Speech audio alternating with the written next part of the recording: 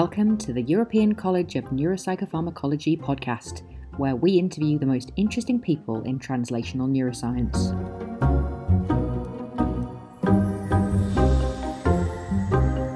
Hello, my name is Aiste Lengvenyte. I'm a psychiatrist in France, Montpellier, and I'm also the chair of the Early Career Advisory Panel in the ECNP. And today I have a pleasure to talk with Professor Marion Leboyer from France also, who is Professor of Psychiatry at the University of Paris-Est-Créteil. She's also head of Department of Psychiatry and Addictology in the University Hospitals of Mondor, Assistance Publique Hôpitaux de Paris, at the Henri Mondor Hospital in Créteil. She's also the director of the Translational Neuropsychiatry Laboratory, which is part of the Mondor Institute of Biomedical Research. Since 2007, she's the executive director of a non-profit foundation, the Fondation Fondamentale, created by the French Ministry of Research. And also she's the scientific director of PRPR, PropSy, Program Project in Precision Psychiatry, which awarded 80 million euro in 2022 by France 2023. She's also very actively involved in the ECNP. She's a part of the executive committee and also the chair of the immunoneuropsychiatry network. Dear Professor, thank you for coming. Thank you very much for your invitation. So when I was thinking that you are coming here, I just thought about your career. I remember from 2018, then you presented in ECNP Congress after you received the Neuropsychopharmacology Award, where you presented your research and you started in autism and that then moved to other research areas. So I just wanted to ask you, coming back, how did you end up in psychiatry to start it, and then in these diverse research topics that start from genetics and then move to different fields? Well, thank you for your question, and thank you for remembering this prize award, which was a great pleasure and great honor for me. So I suppose my career looked like something very unfocused and changing from one topic to another, from one disorder for another. But basically the line behind that is really the passion to understand the causes and to improve the prognosis of patients we see everywhere, every day in the clinic. And this is why I sort of moved from one tool to another, trying to really use what we have in front of us and also what scientists or clinicians I was lucky enough to meet with to help us better understand, better diagnose, and better treat patients. So this starts with genetics, because I met Thomas Bourgeron in France at the end of this century, and we together discovered the first genes implicated in autism, which changed totally the vision we had for this disorder, which is now viewed as a neurodevelopmental disorder. And then we discovered that the genes and all the disorders behind the psychiatric disorders were very complex and very pleiotropic. And I thought, well, it's going to be really hard to be able to treat patients based on this complexity, and I turned to immunology thinking, and I still do think, that having in mind the fact that nearly 40% of patients, whatever the disorder, have a chronic inflammation, which we have repeatedly demonstrated, would help us to better understand the interaction between immunogenetic background and environmental risk factors, and would also help to identify homogeneous subgroups, which is now the key hope of precision psychiatry, where we hope that by using biological signatures, environmental risk factors, digital tools, and many other elements, we're going to be able to identify homogeneous subgroups, mechanisms, and develop treatment-based strategies. That's very fascinating. You mentioned one person that kind of started to get your interest in psychiatric genetics. There have been many people that influenced or changed your career, especially early in your career. So if I go very, very early, I was lucky enough to have amazing mentors. And I think when all over your career, you need people to influence your vision, to help you make choices, to make decisions, because it's a very big domain, very big field, and it's difficult to know exactly where to go and what to choose. So I think the mentors and mentees are absolutely needed to help the field grow. So if I go, first person who really was a mentor is a French psychiatrist who was Edouard Zarifian, who asked me to make my MD thesis on autism, and this is how I discovered the field and all the questions around that. Then Josué Feingold was my PhD mentor, And he was the professor in genetic epidemiology in France. And then I met hundreds of amazing people. So we mentioned Thomas Bourgeron at Pasteur Institute, who once went to meet with me in the early 2000 to know if we could work together on the genetics of autism. Then I also was lucky enough when I started working on immunology to meet with Riyad Tamouza, who is immunologist now in our department. And he changed his field, which was working in another hospital on totally different disorders, to decide to work on psychiatry, which changed his field and my field tremendously. And I think this is all over the career. It's really key to, of course, be able to interact with patients who also change the view you have on their disorders and their story, but also to be able to interact with scientists and to share passion and vision on what we should be doing. Yeah, so what I hear, you need to interact with others so the field remains fertile, so we exchange ideas. Yeah. You started in genetics at the beginning, and it was 20 years ago around that. How did the field in genetics, in your opinion, change from that? For example, in autism, it was already not the time of refrigerator mothers, but that was not that many years ago. So I started longer than that, because I did my PhD on the genetics of what was called at that time manic depressive illness. And nobody at that time would think that there was any genetic basis in what we were doing. So they all thought that, well, what's that new idea? And we had no idea. We thought we would find one gene for one disorder. This, of course, appears to be totally wrong. And then we discovered how complex the genetic background of these disorders was, how heterogeneous patients were.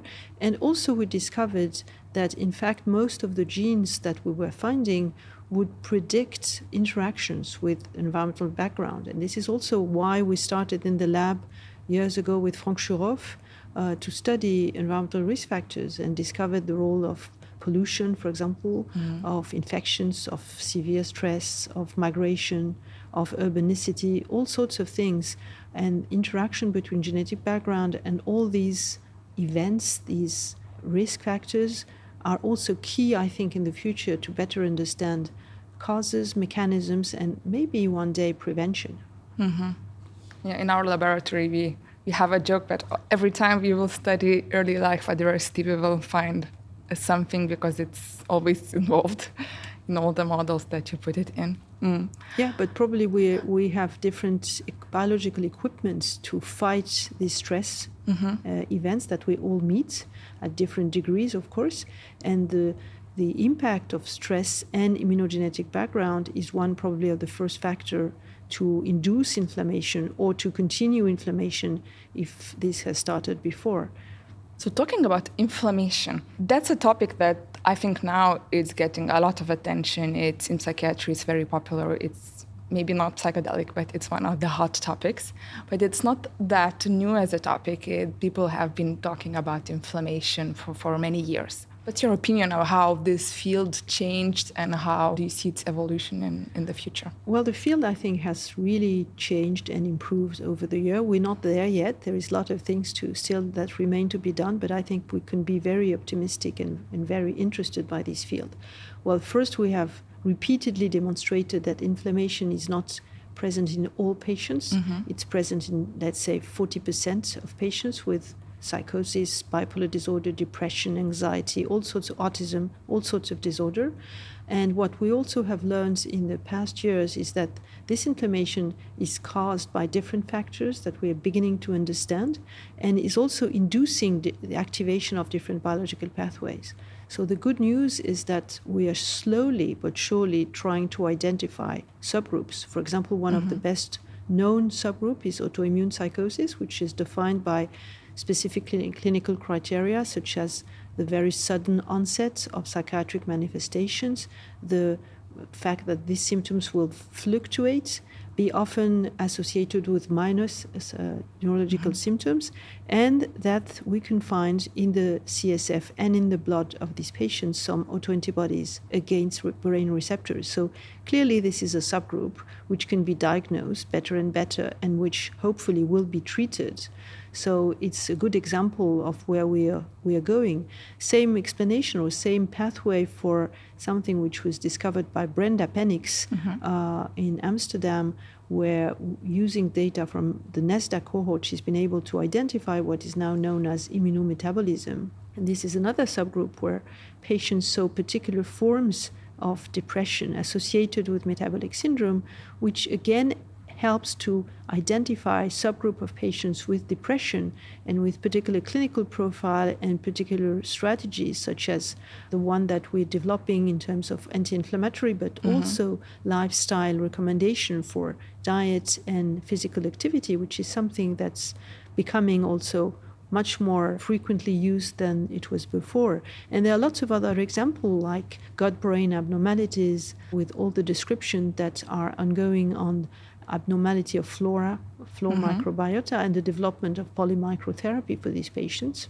And also what we know now is that this low-grade inflammation is probably a good predictor of cognitive decline, of resistance to treatment, which means that we really need to pay attention to these inflammatory markers, which can be measured in everyday lab, in everyday clinic, and could be an explanation for these resistant disorders as well.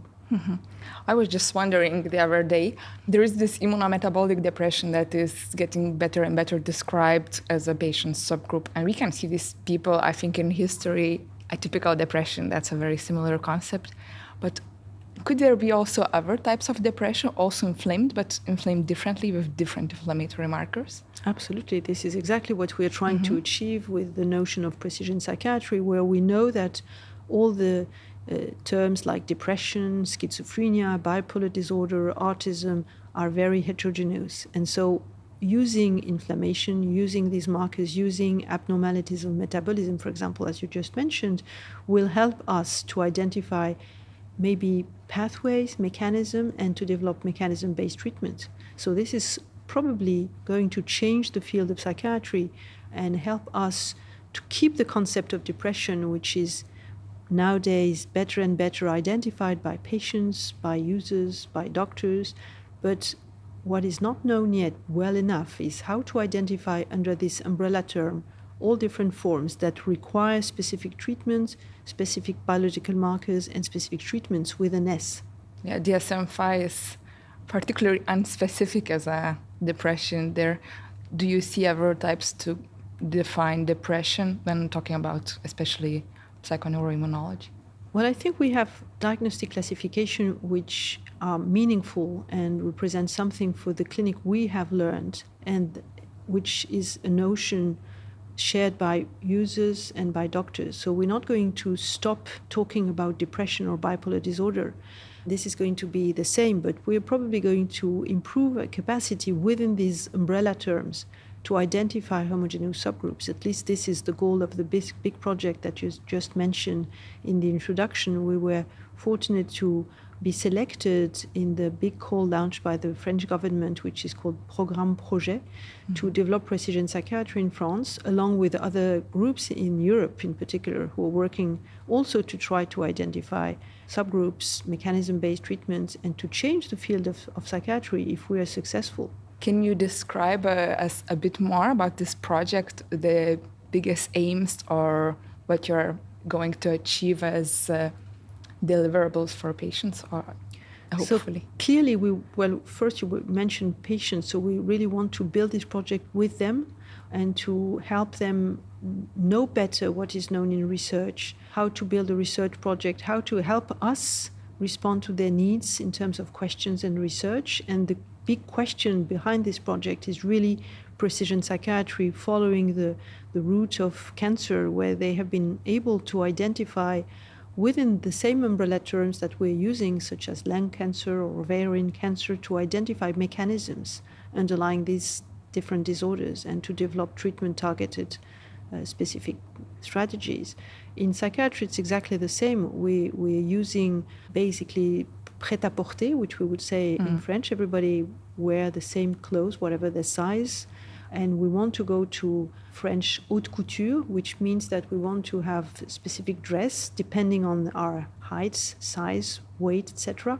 So it's exactly the same strategy. How can we use the tools that we have, which can be digital tools, which can be biology, either genomics, metagenomics, metabolomic, brain imaging, EEG, all sorts of variables. Probably all of them together. Probably all of them together, but maybe not, we don't know. And clinical elements and time, because probably clinical picture change over time. So it's important to build deeply phenotyped cohorts to be followed longitudinally, because clinical symptoms change over the time. To separate from traits. Exactly. And to build large databases, to be able also to work not in silo, but together with other cohorts, other PI from other countries, to be able to exchange data, to share data, to discuss, to maybe build together the description or the choices of tools that we want to use, so that we really use the funding we have to replicate data, to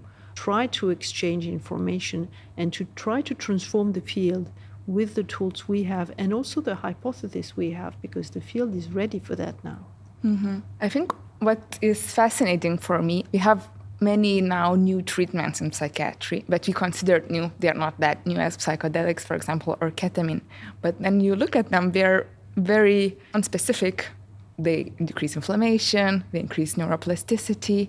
How do you think immunopsychiatry will see that? And do you think there will be like two ways of lines of research, like one of these effective but non-specific treatments and one of more specific approaches? Well, clearly our goal in this program project that we have been awarded is clearly to define mechanism-based treatments.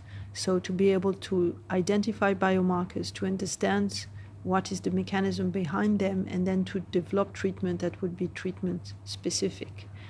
With as little side effect as possible. And this is, I think, what the field needs. Up until now, most of the treatment have been discovered by chance. Then once we have discovered that they were efficient, we try to understand how they work. And I think we need to do the reverse. Even though maybe some of this treatment can work for a lot of people and should be used, we cannot be satisfied with what we're doing today. Like lithium, that was... Exactly, lithium but it's not efficient in all patients. When it works really well, and it should be used. And we are starting to know how to predict when lithium is going to work or not, based on immunogenetic findings, for example. We have identified HLA haplotype which predict the response to lithium. But then we have like 2/3 of patients who probably are not going to respond. Either they're going to keep residual symptoms or they're not going to respond at all. So for these patients, we need to continue research to try to dig in the mechanisms behind their disorder and to try to identify treatment specific. Have there been any findings now that are already applicable that we could, for example, I'm a clinician, that I could start to implement in my practice? You mean in the field of immunology?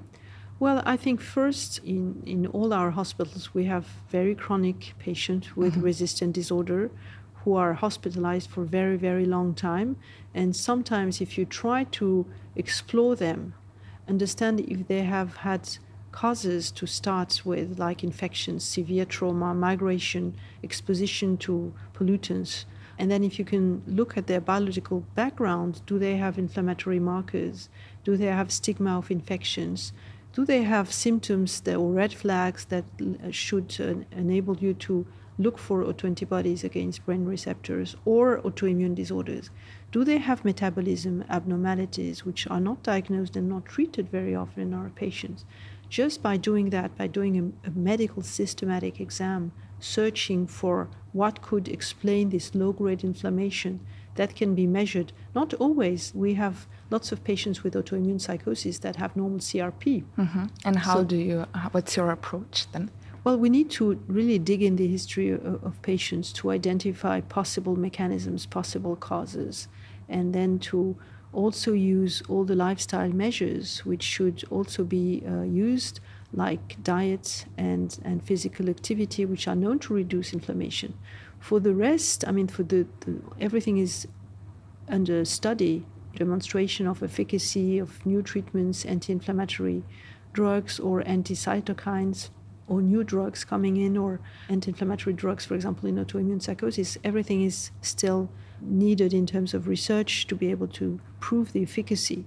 So today what we have is what is allowed in the field of medicine and psychiatry, which is search for comorbid medical disorders, use what is allowed, and use lifestyle measures. The rest is coming, and we have to follow the literature, which is amazingly productive, to also identify subgroups of patients to whom this new treatment or these old treatments will be prescribed. Mm-hmm. So it seems that it will help with patient stratification. But talking about these anti-inflammatory treatments, like recently there were some trials with anti-inflammatory treatments. Some of them were positive, but then others were more mitigated. Do you think that patient stratification in coming trials will solve that, or are there ever problems with that? Well, again, I think we need really mechanism-based treatment. We also need to probably rethink the way we do clinical trials and have enough power. Because if we are talking about subgroups, we also are talking about smaller number of patients eligible, which means that we have higher number of patients included. And we also need to have clinical trials which are enriched with biomarkers. You know, the whole story of precision psychiatry started in 2013 with a study by Raison in the States, where they did a study of add-on anti-inflammatory treatment to antidepressant treatment in resistant depression, didn't find anything, and then do a post-hoc study where they find that there was a good response when patients were stratified with CRP levels, which was not always replicated after. But I think it's the beginning of stratification. We can't prescribe the same strategy targeting a biological pathway without selecting the patients on the biological pathway. It's absurd. So we need to change the guidelines, to change the rule of clinical trials, and we probably need the help of people coming from the field of methods to help us design these new trials. We are probably too much relying on psychiatry only instead of working with other fields, which I've always tried to do, you know, in genomics, in genetics, in metagenomics, in brain imaging, so it's the same for methods for clinical trials. I think we need to work with other fields. And talk about these clinical trials. Do you have a vision how a good trial should be made, for example? Well, we need a good hypothesis on how it works. We need a good biomarker to identify the subgroup of interest. And we need to have power calculation to make sure that we have a big enough sample, basically. And talking about biomarkers, like there are now many studies with CRP, a bit less with interleukin-6. Are there other biomarkers that you find exciting, or are these Yes, there are plenty of new biomarkers, such as the brain autoantibodies I was referring to, activation of human endogenous retroviruses, which can be, when it's activated, the envelope protein can be measured in the blood. We can also think of probably new brain imaging biomarkers, such as markers of connectivity, which will also help improving all the deep brain stimulation strategies. And we have lots of other things that we can use and we don't use enough, I think, but which are very close to us. So we need also strategies to validate these markers, which are not all blood-based biomarkers. We can also look at the development of digital tools, which are going to help us a lot, I think, to diagnose patients, to follow them, to give them tools to follow their disorder and have a vision themselves on the impact of the treatment or the effort they make. And also is going to improve access to psychosocial therapies, which we have not discussed, but it's also a big progress in front of us. Yeah, so there are many tools, I think. And what you mentioned, the interest of collaborating with other specialties. I was talking the other day with a professor from France who was looking at retina, for example.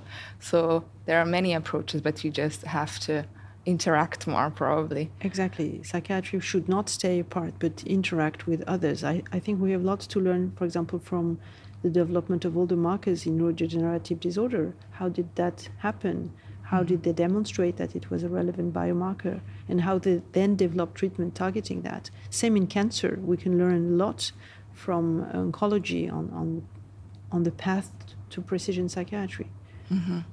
Yeah, so it's very exciting biomarkers from research perspective, but what brings the most value for now for patients is what you probably were talking, the interventions that are adapted to them but also effective, psychosocial interventions, but also lifestyle interventions.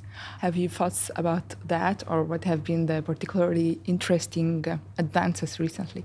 We are doing a lot of things in this field. First, we are trying with the new project PROPSI to develop tools that will enable patients to have access to research and literature, because we think that there are not enough or helps to have access to this literature.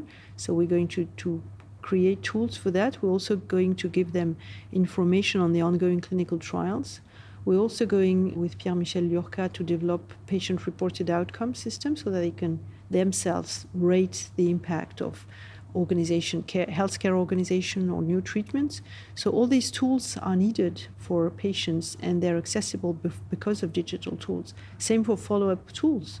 You know, when you have an infection, you can take your temperature, and you have an objective measure showing that if you take antibiotics, which have been prescribed, you are better. We don't have that. But if we use digital tools, we can follow the patients and help them to have a vision on their improvements of symptoms. And this is also something very important. Same for lifestyle measures. We can help them identify good and bad diets. We can give them advice on what diet they should, or what shopping list they should make, on recipes they should use, and also to follow some of the parameters like weight. Very simple measures that were not usually used. Same for the physical activity, which can be monitored and also can be shown to the patients that when they just, for example, walk 30 minutes a day, their inflammation decreases and they get better. Yeah, I think that raises the problem that's now currently a big problem in psychiatry, but all the medicine of adherence. It's hard to take a medication when you get better. So many people, for example, with depression or bipolar disorder, stop their medication and they get a bit better, because it's hard to accept a long take medication if you need it. If we can move with psychosocial intervention, that's one point. Another point is showing that medication is helping with some biomarkers that could improve. But I think that the overall vision that we should share with patients, it's not one strategy or another. It's a combination which is dependent on the age of the patient, on the duration of their disorder, on their mechanisms, again, which we discussed before, types of the disorder. And they should understand that we need specific treatment at a specific time, maybe except for mood stabilizer or antipsychotic, maybe not all their life. So it's a specific treatment. Second, it's a specific psychotherapy, and here again it might be for some time, or we might change. For example, we might prescribe them cognitive remediation or psychoeducation and then move to something else. And it's also lifestyle measures. It's not a choice, it's a combination. And I think with precision psychiatry, we should be able to improve our capacity at a given time for a given patient to prescribe and propose them a specific strategy. And I think if we can show them that when they do what is required, they're going to be better, I think it's the best proof of the efficacy and of the efforts that we ask them to do. So one thing I think is the patients, but I think the patient, they have appetite for that. There are many patients that ask for personalized treatments or new approaches, but other things is resources and education, that clinicians are able to provide that and know where to refer if needed. How do you see if this precision psychiatry, will it end up in, say, precision psychiatry centers, or it will be just spread out in our general practice? I think it's a key question. This is why we have to build this new strategy with patients, with young scientists and healthcare professionals together, and to be able to share the information as well as the protocol being built with them. Because otherwise, if there are a silo of scientists working on their own and no sharing of information, we can't come in 10 years or in 5 years with results saying this is what you should be doing. I think we have so many information tools that we should really improve the way we use them, improve the way we share information with patients, with doctors, but also across frontiers. Sharing is something extremely important. This is something we have really been able to create with the Fondation Fondamentale, which is to have a large network of expert centers working together, accepting to share the data they gather and accepting to analyze them and to produce interesting results, to publish them, and then to go back to the patient during the yearly meetings we make with them to explain the results we have obtained through these expert centers, and by having them taking the time to spend 1 day and a half or 2 days with us to share data, to explain their disorders. So I think this is really a virtuous cycle where we work together, we professionals, we work with the patients, we build databases which are available for all kinds of professionals, and we give back to the patient the results. I have had a chance to work a bit in your Fondation Fondamentale, so I can just agree for listeners that don't know this foundation that it's very well loved by patients that come. They see, for example, a TV emission about it and come, I want to be analyzed because I have bipolar disorder that I'm suffering for 20 years. So it's particularly important for at least some people. Yeah, I think this idea of creating these specialized expert centers, which are platforms for health and research, where we have teams which are specialized for a particular disorder and are multidisciplinary, is really something that has changed the landscape of care in France. Other countries are adopting the same system, and it's changed not only for research, because it has tremendously improved the quality and the number of publications in France, but it has also had a huge impact on the majority of patients we are seeing, with improvement of their prognosis, decrease of comorbid disorders, and for the country, and improvement of adherence to treatment, because we take the time to explain why we recommend this or that treatment. And for the country, it's also important to mention that it reduces the length of hospitalization by nearly 50% after one assessment in the expert centers. And we know that the cost analysis that we have done in France show that 80% of the cost per patient is due to hospitalization. So it's clear that if you diminish the length of time these patients spend in hospitalization, it reduces the cost of mental health, which is one of the biggest among all medical fields. We have demonstrated in France that it is 160 billion euro per year, which is far bigger than cancer and diabetes together, for example.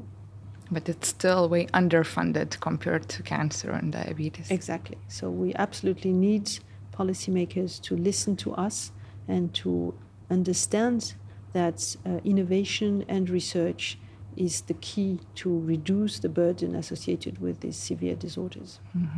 You have been promoting these big grants and big foundations, so I believe that you have been in contact also with politicians. Have you seen a change in attitude towards psychiatry in past years? So we've seen, I think, through all countries, a big change during COVID and after COVID, where we've seen an increase, unfortunately, of the number of cases affected with depression, anxiety, suicidal ideas, sleep disorders during the lockdown period, but also after COVID infection, and this is described as long COVID with neuropsychiatric symptoms. So it's true that we have heard a lot about mental health, which nobody would really speak about. So it's increased the possibility to speak about it. Patients speak about it more than they did before. Politicians speak also about it, but still the changes needed are not present. We need a change of organization of healthcare. We need increased funding for research. And we also need to find a way to improve the translation between research and clinical practice, which is not really existing. It is hard. It is hard. We see that patients know better, but the care system is not reinforcing the capacity to accelerate the translation between published results, which are well demonstrated by science, to everyday care. And I think we need to change organization of care and also change this absence of translation between research and clinical care. I think there are two gaps in translation. So there is research, clinical translational research, but then there's also preclinical research that's so abundant, but it's sometimes harder to translate to clinical research. Or too slow. Because they are very mechanistic sometimes, at least in our early career researchers. We have workshop, for example, in ECNP, and preclinical researchers are doing tremendous work, but very, very specific. And for clinical researchers that are just starting, it's sometimes hard to grasp where are the important parts that need to be translated. Absolutely. Translation is absolutely key. And it means that we are able to know exactly what's going on, to have the information, to be able to read it, to be able to know a lot of things, in fact. So information is key. So we need good educators like yourself. Trying to. Going back to your career, since we just talked, you are doing so many projects. Have there been particular challenges that you had, some moments in your career that were difficult and you had approaches to? Well, I think every minute is difficult. It doesn't go at the speed we would like. We have all sorts of difficulties, but I think if you're really passionate about what you do, you think that it's really crucial to basically improve the quality of care. I think you don't really stop because you have problems. We have administrative problems, for example, all the time. You have all sorts of problems which are not specific to our field, but I think passion is crucial. And also we need to be positive about what we're doing and realizing all the progress that have been made in the field for the past 10 to 20 years is just amazing. So I think the field is at a really important point where we can hope that major discoveries are going to be made in your generation. The only thing which worries me is the lack of attractivity to the field, both of clinicians, of nurses, of psychologists, of researchers. And it's really sad because it's just at the time where I think we're going to make tremendous changes. Yeah, that's the thing I do not understand. How is not psychiatry the top one specialty, given all the neuroscience and all the new approaches, new treatments? Totally agree with you. I think we need to really explain, and which is what you're doing, that we are at a turning point and that changes are going to be amazing. And the field of psychiatry is really a great field. Very interesting clinically, very interesting in terms of mechanisms and understanding on how all sorts of things interact to produce these disorders. Very interesting in terms of discovery of new treatments. And this is very close. So we've never been closer to big changes. So if I can just say one thing, go and rush for psychiatry, whether you are a researcher or a nurse or a young doctor. You're really going to see some major changes, with probably major changes in the way we treat patients with success. So, and I think doing together research and clinical work, which is how any field of medicine improves, is key for psychiatry. So we really need doctors like yourself, trained both in the clinical world and in the research arena, to be able to follow this route. Yeah, I think it's not only Europe that's a problem. Clinician scientists, I read recently statistics that they're decreasing in the United States. One thing is that science is becoming more and more complicated. So it's maybe it's becoming harder to integrate that in clinical practice. Or what's your thoughts why it's less and less people that are doing both? Honestly, I have no idea. I just think that it shouldn't be like that, and we should really advocate for the fact that psychiatry needs research. It's just the right point to do that, and we should be very proud of the progress that we have made. It's very exciting. We should really describe the progress that have been made, which are not known to all young clinicians or young researchers. And we maybe are not proud enough of what we have achieved so far. So I think we should be very positive about the future, to let them know that they should choose psychiatry. So to give your final messages for early career psychiatrists or researchers. So one is to choose psychiatry at the beginning, or neuroscience, or nursing in psychiatry, generally mental health, let's say. And do you have other recommendations for those that are already in, just starting but are not sure where to start or how to go about it? Well, they should really look at the literature and see all the progresses have been made. They should come to ECNP, where really the science is really excellent, and allow us to meet with also scientists and senior researchers and young researchers like yourself. I think discussing, exchange, sharing ideas is absolutely key and should help us to avoid false representation of fields and in particular of psychiatry. Psychiatry is really extremely an important field. It's a very frequent disorders. It's affecting nearly everybody knows someone who is affected. That are becoming more and more. It's probably going to become more and more for several reasons, in particular environmental risk around us. So it's key, and progress are in our hands. Thank you very much. Thank you. So just to wrap up, we just talked with Professor Leboyer about her very exciting career that started from genetics and moved to immunoneuropsychiatry, about many advances in immunoneuropsychiatry that will change psychiatry, neuroscience in the near future, we think, and psychiatry seems like an exciting place to be. Thank you very much for coming today. Thank you very much. Thanks for listening to this podcast from the European College of Neuropsychopharmacology. The views and opinions expressed in this podcast are those of the interviewee and not necessarily the official position of the ECNP. And of course, this should not be the basis for clinical treatment decisions.